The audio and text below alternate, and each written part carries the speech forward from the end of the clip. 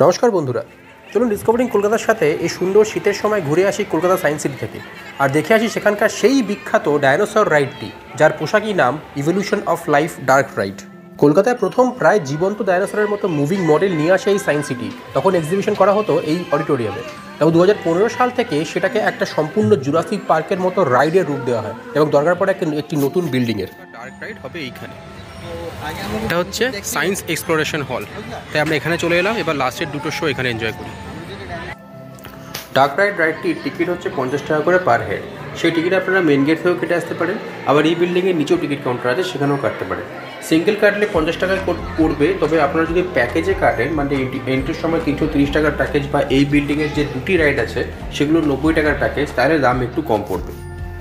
এইখানে একটা কথা আপনাদের জানিয়ে রাখা ভালো যে সায়েন্স সিটির সব থেকে পপুলার রাইড কিন্তু এই ডার্ক রাইড, তাই এখানে কিন্তু বেশ লাইন পড়ে এবং খানিকটা সময় নিয়ে আসবেন এইখানে এই ডার্ক রাইডে চাপার জন্য।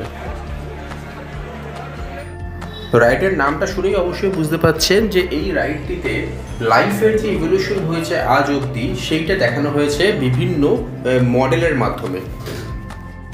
অনেকটা সেই জুরাসিক পার্ক সিনেমার মতো এই গাড়িগুলোতে করে আপনাদেরকে নিয়ে যাওয়া হবে এই রাইডটির মধ্যে, এবং সেখানে বিভিন্ন সময়ের টাইমলাইন আপনাদেরকে দেখানো হবে।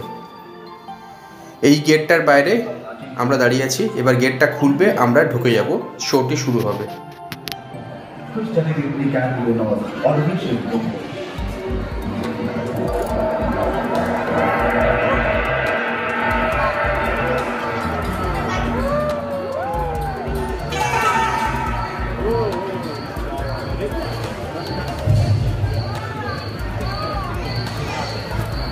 প্রথমে দেখানো হবে যে আমাদের সৌরমণ্ডল বা সোলার সিস্টেম যখন তৈরি হয়েছিল তখনকার ঘটনা। कहते हैं कि 460 करोड़ वर्ष पहले प्रचंड धूल के बवंडर से हमारे सौर जगत का जन्म हुआ। धीरे धीरे पृथ्वी शीतल होने लगी, बहुत सारे गैस बाहर निकलने लगे और पृथ्वी के चारों ओर वायुमंडल के रूप में छा गए। इन गैसों ने बिजली की कड़क और बादलों की करंट से मिलकर एमाइनो एसिड का निर्माण किया। प्राय 350 करोड़ वर्ष पहले प्रथम एक कोशिकी जीव की रचना हुई। लगभग 280 करोड़ वर्ष पहले स्टोमैटोलाइट ने प्रकाश संश्लेषण के दौरान वायुमंडल में ऑक्सीजन को रोक दिया। वायुमंडल में ऑक्सीजन के स्तर में निरंतर वृद्धि से 120 करोड़ वर्ष पहले एक से अधिक न्यूक्लियस वाले बहुकोशिकीय जीव का जन्म हुआ। इस क्रमिक विकास से ही प्लैटफॉर्म, जेलीफिश, स्टारफिश, नॉटिनॉइड्स सागर लाया। এবার মডেলের মাধ্যমে বিভিন্ন সময়ের ডায়নোসর এবং ডায়নোসরের মতো বিভিন্ন জীবকে দেখানো হবে।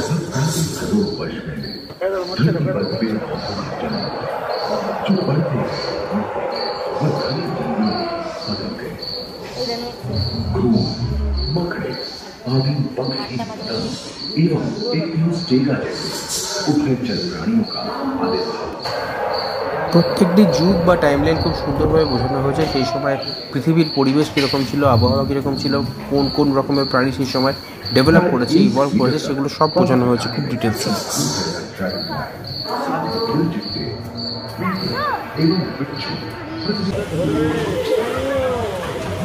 গাড়ি যত এগোবে, মানে সময়টা যত কাছে আসবে, তত ডায়নোসরের আকারগুলো আরও বড় বড় হবে। যত রকম ফেমাস ডায়নোসর আপনারা জুরাসিক পার্ক সিনেমায় দেখেছেন সবগুলো এখানে দেখতে পাবেন এবং মুভিং দেখতে পাবেন।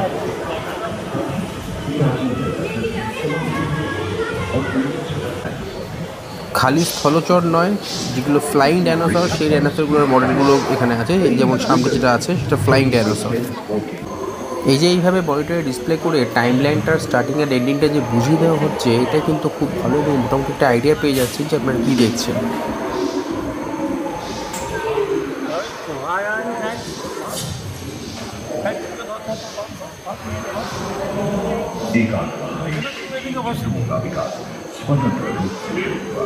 सबसे पहले बात स्तनपायी प्राणियों का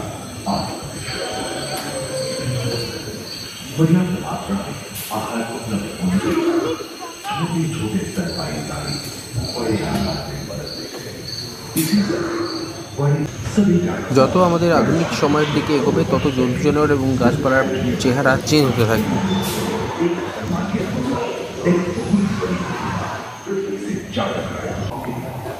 এবারে দেখাচ্ছে যে পৃথিবী এগিয়ে গেল আইস এজের দিকে, চতুর্দিক ঢেকে গেল বরফে, সাদা বরফের তলা সব দিক ঢেকে গেছে। तो ऐसे कई मौके रहे हैं जब उत्तरी गोलार्ध के अधिकांश हिस्से बर्फ की चादर से ढक गए थे, जो आइस एज के नाम से जाना जाता है। हम आज ऐसे ही एक आइस एज में है। এবার আমরা সেই সময় চলে গেলাম যেখানে পৃথিবীতে এসেছিল প্রথম পাখিরা, যেখান থেকে আজকে সমস্ত পাখিরা ইভলভ করেছে। जैसे प्राइमेट के इसी युग में पैदा हुए थे, खोखली अस्थियों वाले आज के दिनों के पक्षी इन्हीं दिनों चलते थे।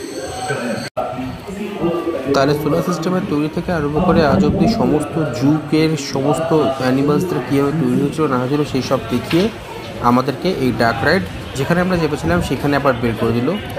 এই ডার্ক রাইডটা অবশ্যই আপনারা খুবই এনজয় করবেন। এরকম একটা রাইডের মতো জিনিস এই প্রথম এখানে চালু হয়েছে, তাহলে সায়েন্স সিটিতে এলে এখানে অবশ্যই আসবেন।